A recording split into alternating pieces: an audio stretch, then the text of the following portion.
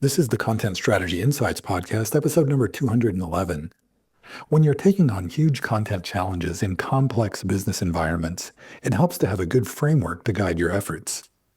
Jeffrey A. McGuire, known as JAM in the content marketing and open source software communities, has developed value maps to structure and organize product information. Content strategists and creators then simply follow the map to address the needs of both business and technical users of the product.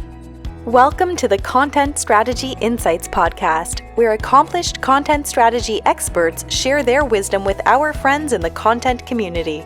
Our mission is to democratize content strategy, to make its principles and practices accessible to everyone. And now, here's your host, Larry Swanson. Hi, everyone. Welcome to episode number 211 of the Content Strategy Insights Podcast. I am really delighted today. Welcome to the show, Jeffrey A. McGuire. Jeffrey, he's known as JAM in the communities that I know him from, the open source software and CMS communities.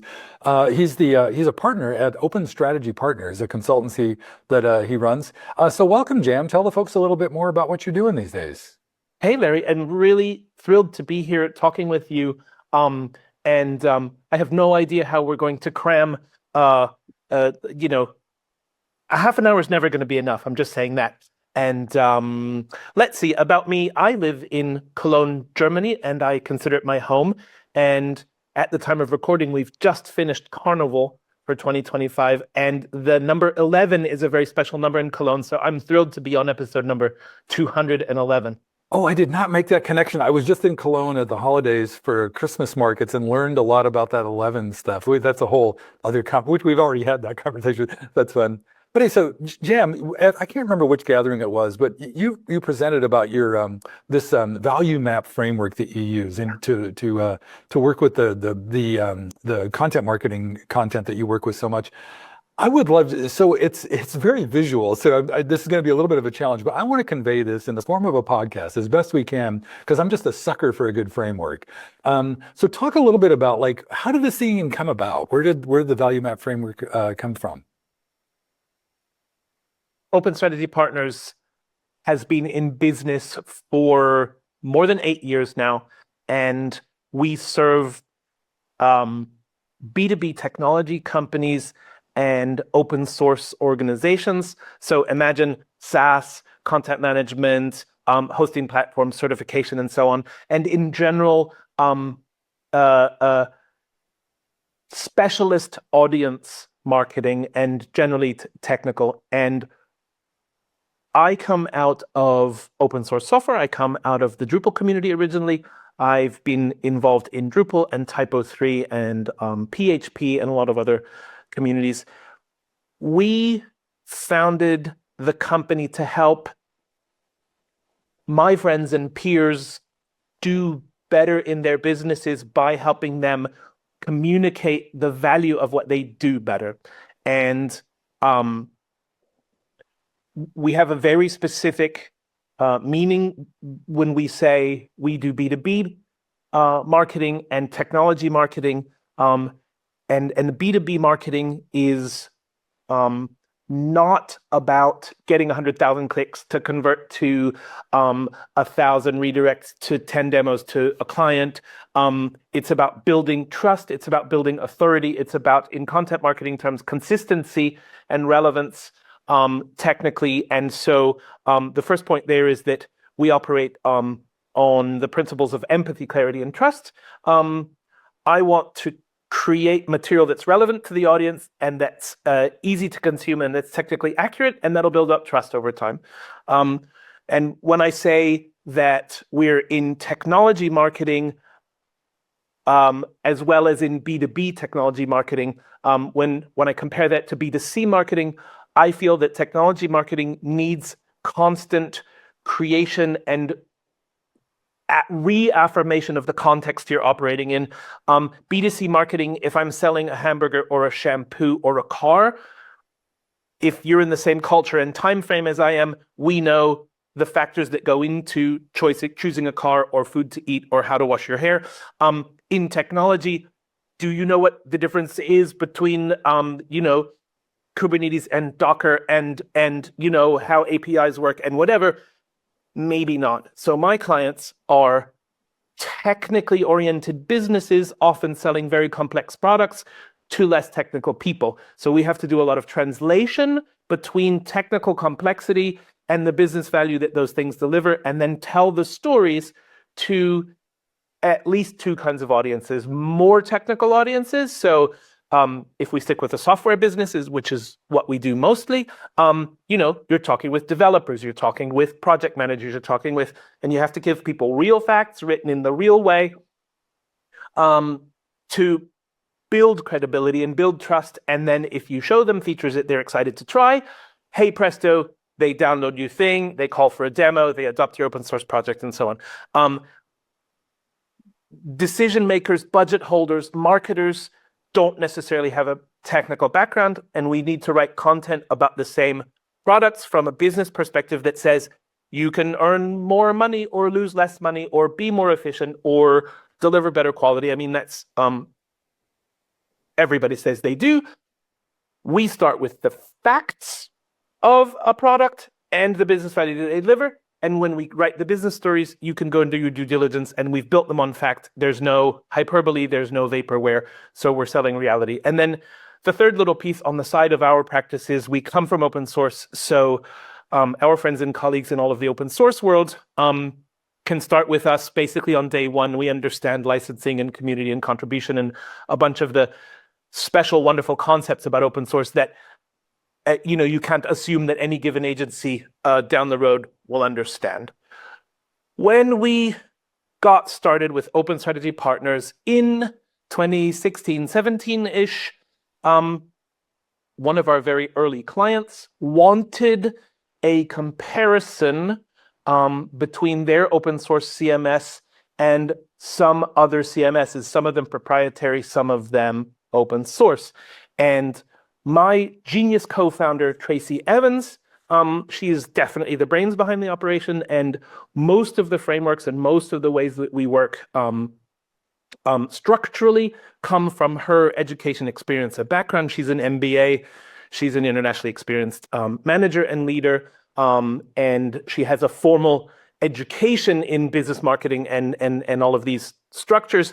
I joke, but I'm also not joking. I've worked in open source since 2006-ish. I've had 5,000 beers with developers and agency owners and other people, and I've also been in the business and been in a startup and so on. And I came through a technical beginning into communications as a writer and journalism, and then through the community path into marketing to where we are now. One of the first big problems that we needed to solve for one of our first big clients was this comparison. Tracy had herself gone through comparison exercises in previous situations in her life and career, and she was a perfect marketing persona because she was the non-technical budget holding executive making technology decisions. And if she looked at Drupal, for example, an open source CMS, the thing that the community homepage said for the long time was something like community plumbing, and she didn't understand why she would be interested in plumbing. And if she dug a little bit deeper, she would find a bunch of features, but it was impossible to tell as a business person what this thing would actually do for you. Now, kind of even worse is any Drupal practitioner, especially 10 or 15 years ago, would have told you, oh, Drupal will do anything. Just tell us what you want and we'll put it together, right? You can't sell a conversation. You need to sell a product. So she had a business vision. She knew it needed to be online. Adobe Web Experience Manager, or whatever it was called back then, took a really different approach. So in Drupal or Typo3 or a lot of our friends in open source in general, they'll tell you, hey, you can plug in any WYSIWYG editor you want. We can add spell checking. You can have drag and drop editing and image tagging, and then this and this and this and this. What does she do with that? She has no idea. As a geek, as a developer, I say, oh, I can build custom authoring experiences customized to the exact needs of my project. Open source is really good, especially Drupal, in like abstracting out generic solutions that people then customize. Adobe Experience Manager said, we give you business-friendly authoring, right? Radically different level of detail, radically different message. Is it true that they offer business-friendly authoring? Who knows? Big businesses use it. Is it customizable? Probably. You and I know that that's expensive and difficult, whatever, but like there was no way to do an apples to apples comparison of a feature list where you have to know what you're looking for and a three-word description of business-friendly authoring, right? There's no way to do this apples-to-apples comparison. And Tracy was unbelievably frustrated. So when we got this chance to do a CMS comparison, Tracy came up with what we now call a value map. And the idea is it's a tool. So the origin story is we were doing comparisons between different systems, and we needed to be able to look at the level of specific atomic pieces of functionality, what was actually there, and categorize them and name those categories so that we could do an apples to apples comparison. So I come out of the world of CMS. It's really easy for me to talk in CMS examples. But, you know, if you have the things that I just talked about, UTF-8 character support, which means you can have any language displayed, spell checking and WYSIWYG editor and whatever, those things in the features, then you can make a cluster of features, a node in the graph if you want, and call it authoring experience, right? And then you can go and see how far you can do on your due diligence with Adobe to find what are the specific features that they mean with quote unquote business-friendly authoring. And all of a sudden you have authoring experience and you have a one-to-one comparable situation, right? That's how we started it. Right. It turns out that we've done those much less often than we've used individual single product value maps as an incredible tool for marketing and content marketing strategy and execution. And I believe that implementation is the one that that got you excited the last time I presented it over in Amsterdam. Yeah. No, well, first of all, I have to say you couldn't, I don't know if you knew this when we spoke, but the last episode right before U210 is a chat with Greg Dunlap, right? I'm sure you know him. And his We go way back. Exactly. And he just dropped his book about authoring experience. So I love that your first cluster, the first value cluster that you come up with is around the topic of the last conversation. So that's just awesome. Shout out to Greg. Yeah, Greg is awesome. And but also kudos to you for taking on the most challenging marketing situation in the world. This notion of like B2B, which is already challenging, you know, for people who studied conventional marketing, tech content, and then kind of community-based stuff around open source. You picked all the like really troublesome areas. So you're good on you for, and I assume, but my assumption there is that maybe that's why you had to come up with a framework, because this is so complex and so. And that, I mean, you're reminding me now, I'm just going to say real quickly for folks who are listening, I'll share it in the show notes, but you have this brilliant diagram of the value map that is kind of features across the bottom, they kind of cluster as you go up, and then there's this sort of why and how up the side. And as you were talking, I can kind of picture, like, it's sort of like reminds me of my work as an ontologist, where you look at all the cluster of instances at the bottom, try to put them together in meaningful things, but also look from the top at the business intent or the business value that you need to deliver. It looks like you've encapsulated that. And again, we can't like, I'll put a copy, a picture of the diagram in the show notes, but let's try to, can you, like what you just said sets up the value map perfectly. Can you kind of walk us through like what it looks like? Yeah. And anyone who wants to learn more, please get in touch with me. Because I'm happy to handwave about this all day and, you know, talk about it and send you more information. And, you know, maybe if it's helpful, obviously, we do work with it. You know, it's our sort of core tool among a few methodologies and processes that we've developed in the last 8 or 9 years now. Yeah.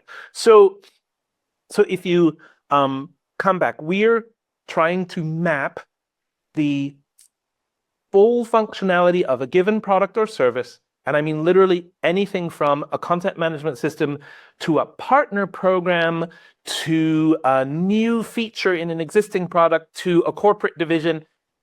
Any feature is, as they like to say in tech, a thing that does a thing.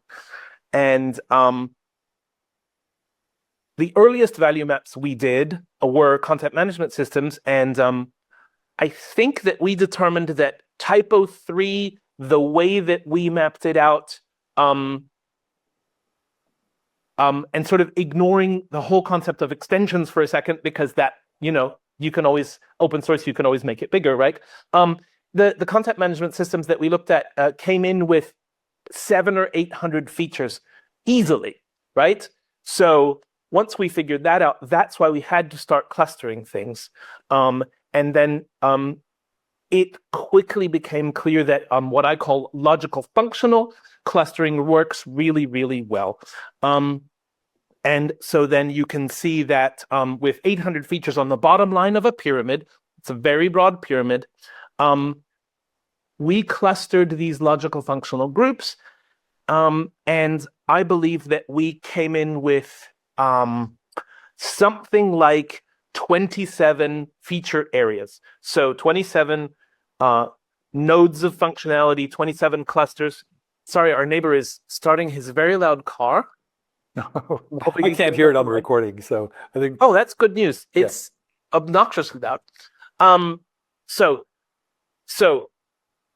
we came out with this, let's say 800 features, and had written down what each one does. It does this and contributes to that kind of statements. That was a lot to deal with. That was really overwhelming. You're like, okay, we've really got to cluster this, because how can you work with that? It doesn't, So, okay, we clustered those into about 27 feature areas. In terms of marketing and content planning and strategic thinking, 27 is still a lot. So then we thought, okay, let us cluster the clusters. And we called the next level of the pyramid up feature categories. Quick example, WYSIWYG and UTF-8 and the things that we were mentioning, right? There's a cluster that's called authoring experience. And if I have another cluster that's social media integrations and another cluster that's digital asset management, maybe they would go into a feature category. So a larger group that I could call digital marketing enablement, right? So then you have that. And then what became apparent to me, which has become a really powerful mental model, is that any feature and any cluster of features are a technical answer to a business question. So I know that you love ontologies and probably knowledge graphs and all that stuff. So there's a pretty typical concept in marketing and in query building and so on, where you have triplets. So if you think in marketing for a second, I am a persona, a given, like my job is such and so. I work in a type of organization or a particular industry, and I have X business challenge, right? We need to do digital marketing with our content management system. So I am a marketer at a whatever kind of company, and I need to do social media scheduling, and I need to write content and publish it, right? Well, a CMS can publish content, and then if you've got this digital marketing enablement cluster, then that's that need question answered with a technical answer. So the next thing that we came up with turned out to be the beating heart of all of our work almost. We have a concept called a value case. So once we get to any size of cluster, each cluster gets a name. It gets a tagline, which is already proto-marketing copy, right? And it gets what we call a value case. And the value case is very specifically the benefit you get from adopting this piece of the technology, the challenge that it addresses, and the solution of how it solves, addresses the challenge, right? We work in the order benefit, challenge, solution, because a great deal of the content we write, I need all of that right in the lead, right in the first couple of sentences of any piece of content. Because, as I said before, we want to have empathy with the reader. I want them to self-qualify when they're reading. I want them to read that first paragraph or that teaser and like say, oh, this is for me and I see myself. I feel seen. They see me. They understand my challenge and look. And then I'm willing to read the rest of this thing, right? So it's calculated, but I think it's really meaningful. And then we associate personas kind of abstractly with these with our marketing, but they're not directly in the value map. They're a factor. We don't write different value cases for different personas, for example. We give this very tight benefit challenge solution definition with a name and a tagline. That's a lot of marketing. That's a lot of campaign ideas. That's blog ideation. That is, there's a lot there in that node. And then we also sometimes say, have you got documentation for this feature? Is it on the current version? When was the last time you blogged about it? Is there a campaign about this? I mean, it's this huge store of potential storytelling, I guess. That's really interesting. You just another love of mine is omnichannel marketing, omnichannel content strategy, and what you just described. And that's one of the benefits. I don't think we've even talked about this yet, but that's one of the benefits we've talked about before. Is that this is a way to organize not just marketing content. It doesn't, like you just mentioned, like technical documentation or other kinds of content. I guess both, how do you do that both conceptually and then, we're both CMS nerds. How does that manifest technically in a CMS implementation? So what we have not done is turn these methodologies and processes that we go through, we've not turned them into explicit software. We have some internal tooling that we can go from interview and workshop into value map, and we have a lot of experience in saying there's a feature, there's a feature, there's a feature, there's a feature, and then we go back and interview a stakeholder and say, what's the benefit of that? Why do you have this kind of things, right? And then, okay, and if you say that client X gets something out of this, how is it that you solve that, right? Like we're good at spotting those. Well, I guess let me back up from that. As you're saying this, I realize that, I know the reason I want to talk to you is because I love a good framework, and most frameworks, and it sounds like this one is, from what you're saying, like technology agnostic, that you do this work outside of whatever the technical implementation is. I guess I'll kind of withdraw the question about the CMS because there's a whole bunch of implied things about structured content and how you might organize things. But I guess, yeah. If you look at, I think some of our blogs, and I'm certainly happy to share proper examples, there is a structural connection between the value map and content very, very often, because you might say, okay, we need to sell this product more this year, and we've identified an opportunity in a particular industry, right? And okay, so there's a vertical that we're going for, and what are the primary personas in there? So you're doing campaign design already. We know the challenges that you're facing. We know this. So you're designing a regular old campaign, targeting someone who has a set of to-dos and challenges and so on. We write structured content. We have a brief that says this piece of content, the title is probably going to be this, it's in this campaign, this is a target audience, these are the top 3 challenges, here's the feature from our product that addresses that. All of this material goes in before we start writing a lick of content. I want content creation to be a fill in the blanks exercise, right? Like knowing that I'm writing for this persona and that they have these challenges, I can do really targeted research. And I, as a writer or my writing team, can they know we're writing 1,000 words. And of course, in practice, we're also doing SEO stuff. We're looking at key phrase, like the whole digital content marketing stuff feeds in, but we work in a really structured way. And so what you have, if you know that there's here's the top 3 challenges for this persona, you look at your value map, those challenges are fixed by these features, interview the developer of that feature, get a background story on this, do a demo of that one. All of that stuff goes into content planning. And then the content itself, because I have names of these functional clusters and I have taglines for them and I have these little stories, not necessarily one-to-one, but I can dump those into my outline and say, this is how we describe this. This is the collective agreed upon value map definition of this feature. And building a story around that, if you think about it for a second, the value case is kind of a cheat code for storytelling because it's actually a hero's journey.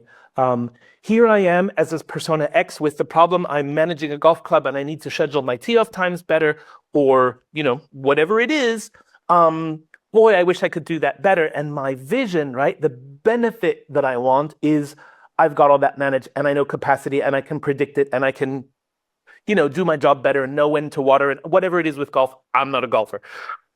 So there's that vision of like, here's my current state and the start of the hero's journey where, oh, okay, so I have a vision. And then the challenge, so that's the benefit, right? And then the challenge is, well, I can't personally, whatever it is, I can't plan for left-handed players. I don't know what it is.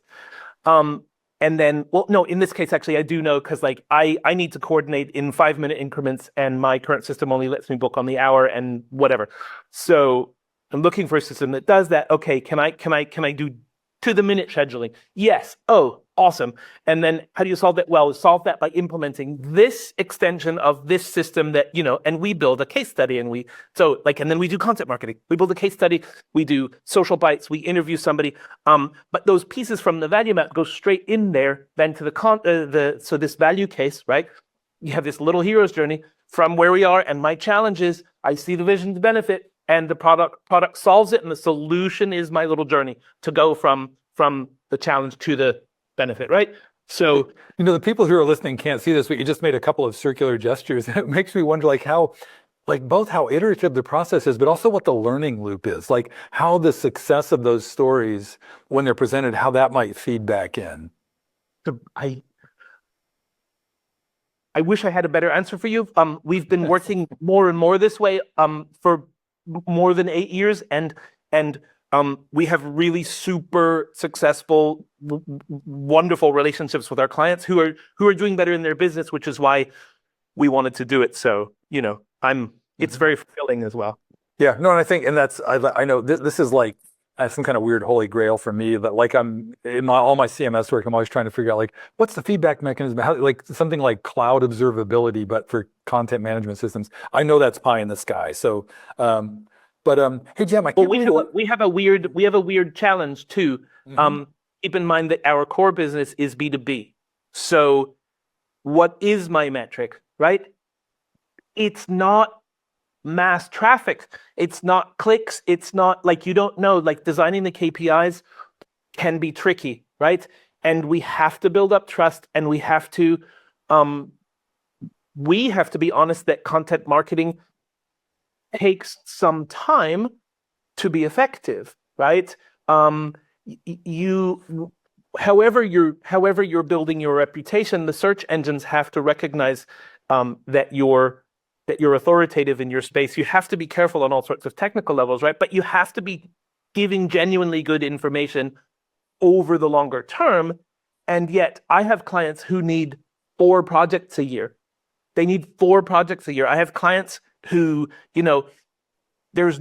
sometimes there's no connection between like reading a thing and there isn't that classic B2C funnel where it's like 750 eyes on a page equals 10 credit cards in the machine, That's a whole other interesting thing. So we look at all sorts of things like owning SERP results, looking at specific keywords, but then also in every case, including my own business, going to events and talking with the humans and being ready to tell the real stories that back up, right? You can, I guess, social proof is what closes the loop for us. I have a lot of structures and a lot of methodologies, how to build a website, where to put information, all that kind of stuff. And that like case studies and testimonials are incredibly powerful. And so like, what's that saying? As much as things change, they always stay the same. Oh no, the Exactly. more things change, the more they stay the same. That's what it is. Le plus ça change. Yeah, I don't speak French, but yeah. Um, no, that's awesome. And the way you just described that, it's like the challenge of every, like, and like I said earlier, like the challenge of not just B2B, but technical content, to both technical and business users. That's like, yeah, it would be ridiculous to try to apply consumer page-based metrics, yeah, to that kind of thing. So you just mentioned what I think is maybe your second favorite aspect of the value map, according to what you've told me in the past.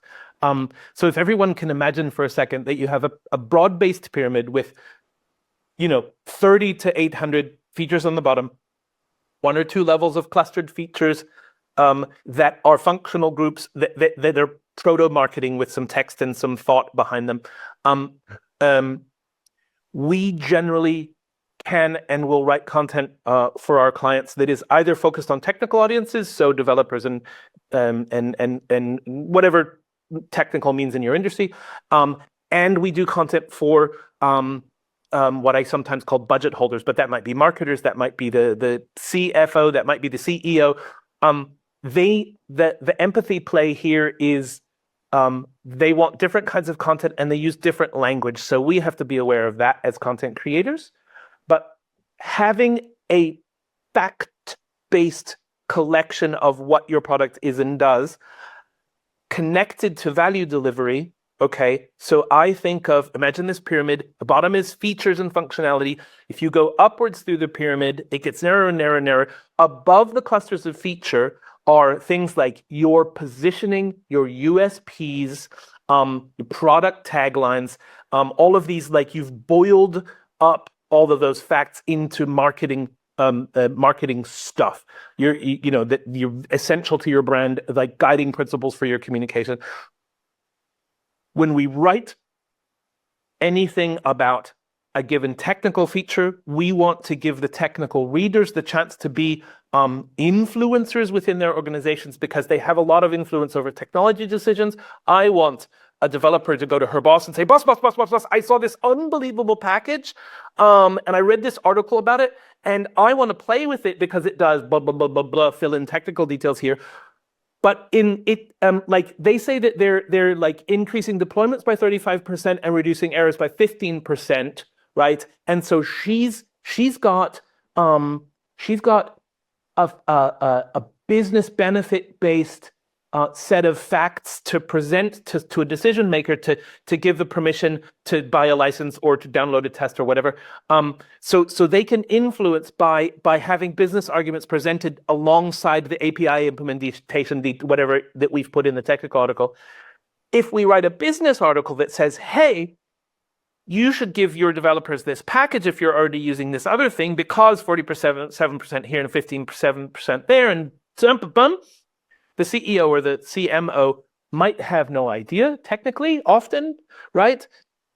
They can, because we've built completely fact-based structure, they can hand off the YouTube video that they see or the white paper that they read to their CTO, to a senior developer, and say, they claimed such and so, can you please go look? And if you do technical due diligence, we have built this on no vaporware, no BS, right? Like this is fact-based technical marketing that holds up to any level of investigation.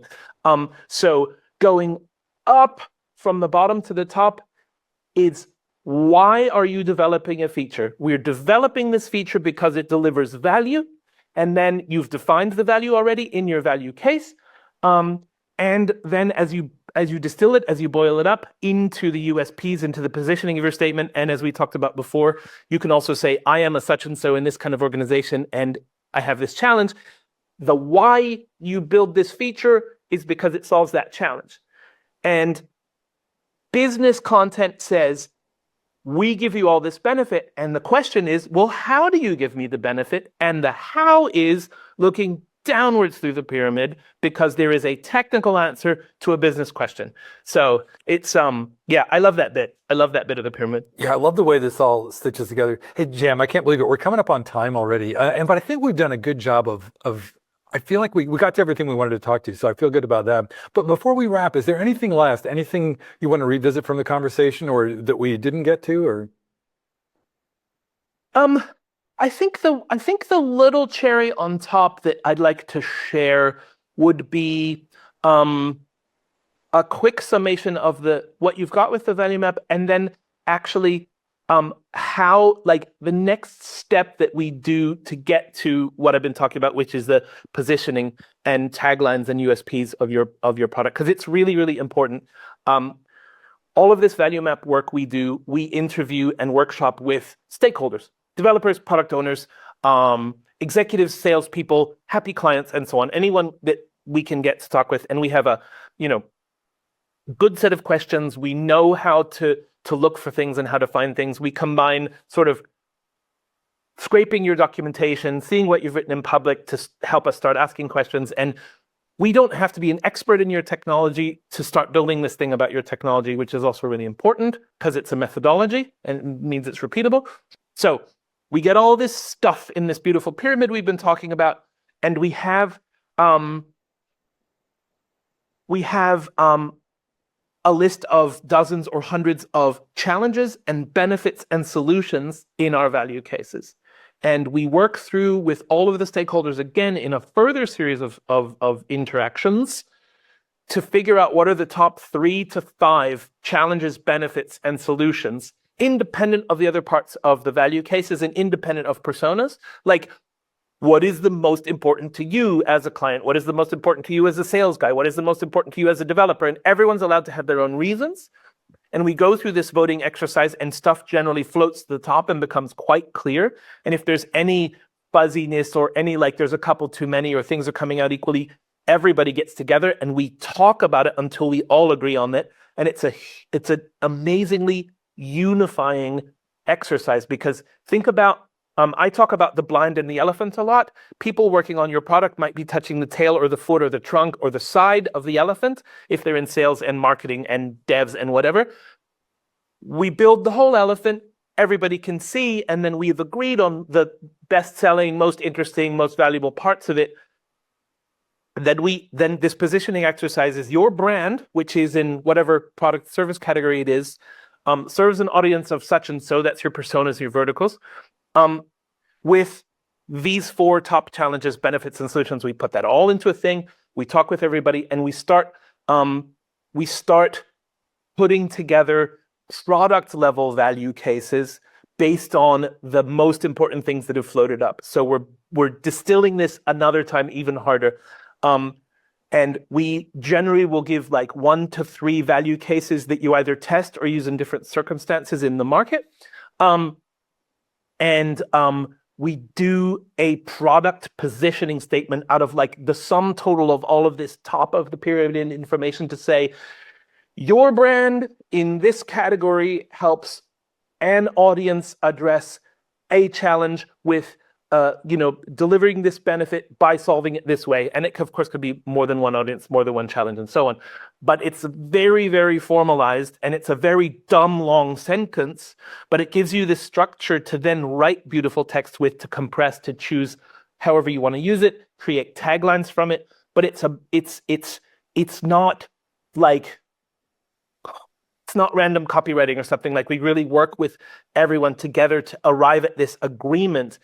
And once you have all of this collection of technical features that are well described in in what they do and the value that they deliver, and the positioning of the company and the USPs that all link between each other, this is a single source of truth for the sales team to build sales materials, to decide what your marketing campaigns are, and connect with all the different things. And it's just it's really, really satisfying, and it's so helpful. And I think that and then we sort of come full circle on that thing. And obviously, so many people proclaim the desire for a single source of truth, and this seems like it so seldom actually happens, but this seems like it actually does once in a while. Hey, one very last thing, Jam. If folks want to connect with you or follow you online, what's the best place to find you?